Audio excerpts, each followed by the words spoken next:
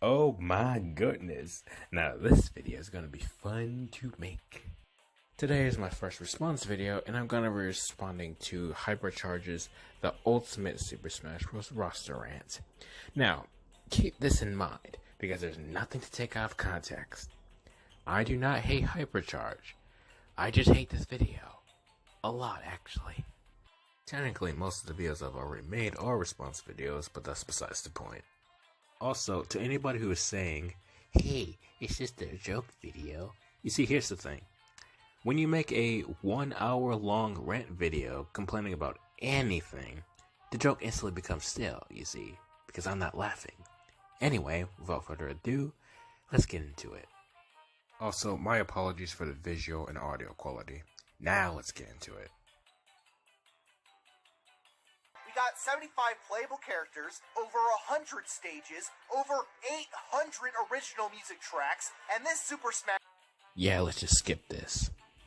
Also, keep in mind, I'm only going to cover my quote-unquote favorite parts in this video, to basically keep it as short as possible, because there's no way in hell that I'm going to cover the entire video. Now let's get into it. With the current roster being this large, how can you still not be happy? It's like people have forgotten that some characters just don't deserve to be playable in Super Smash Bros. Not everyone is going to be pleased, and that's a fact. And you also can't really say that a certain character is deserving or not deserving to be playable, really. All the important characters have made it in. All the current roster speculation for the DLC has devolved into these D-tier trash character picks that frankly don't deserve a fucking me outfit. Again, using the word deserve. Now, I know there's a lot of fans out there that want all sorts of crazy characters in Super Smash Bros., but you have to realize that there has to be some fucking standards here. You can't just pick your favorite video game character and say they deserve to be in Super Smash Bros., alright? It's not that simple. You also can't say that a certain character isn't deserving to be or be playable in Super Smash Bros. Aka Waluigi. The most important thing about a great Super Smash Bros. Character is that they have some sort of legacy.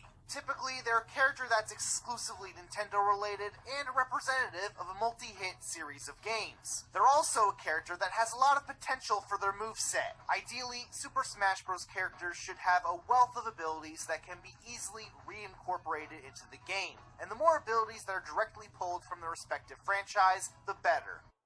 I agree. I absolutely agree. But what if a character quote-unquote lacks with in-game abilities, Some of the best Super Smash Bros. Characters that have been created over the years will always bring something new to the roster. These are characters that are solely related to Nintendo, that are obvious fan favorites for the series, that all have perfect movesets related to their in-game abilities. But of course, there are some exceptions to the rules, and Sakurai has broken them constantly throughout the years. To be fair, I do understand a odd pattern with how the Smash Bros. Games are handled, but what rules is Sakurai breaking exactly? One of the first exceptions to the rules is what I would like to refer to as a lack of moveset potential. Aka, you can bullshit a moveset if it's worth it. This exception refers to legacy characters that simply can't have a moveset that represents their in-game abilities. Ideally, these characters should both have movesets that are represented off of their in-game abilities, but since they lack moveset potential, Sakurai basically had to make some shit up.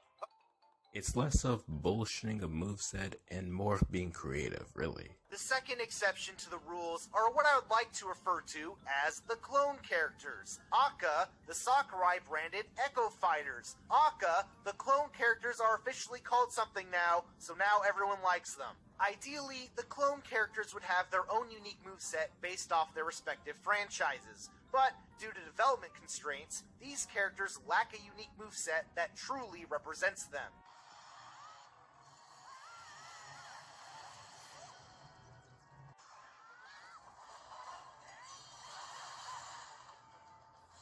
Similar to Ganondorf, Sakurai tends to keep these characters interesting by sometimes changing their movement and attack properties to warrant the inclusion. However, the difference with these clones is that it isn't worth the time to create a brand new moveset because there really isn't that much to work with. For example, the Link clones are more similar to Ganondorf since they have a ton of untapped potential for their moveset. while the Fire Emblem clones are just character with sword. As a result, these kinds of clone characters are sort of like 2 or 3 slightly different versions of the same character, which can be kind of boring. Showing Fox, Falco, and Wolf were bad examples, mainly because, well, for one, they're not even Echo Fighters, so they're not even all that similar. And second, unlike Dark Pit and Dr. Mario, two which we will get into very soon in the video, they're not even clones. So, they're not even all that similar. Still, the end result is entirely worth it, since it allows for more representation on the roster, despite how bloated it might be at times. This is most likely why Sakurai has started to embrace the Echo Fighters for this recent installment, because you can include a ton of characters that everyone loves without doing too much work. Now, there's also a third exception to the rules, and this is what I would like to refer to as the legacy exception. Aka, characters no one really asked for, but Sakurai put them in anyways, because fuck you. The legacy exception is essentially the inclusion of a Nintendo character that's not very popular, but their inclusion allows for a completely unique moveset that wouldn't exist otherwise.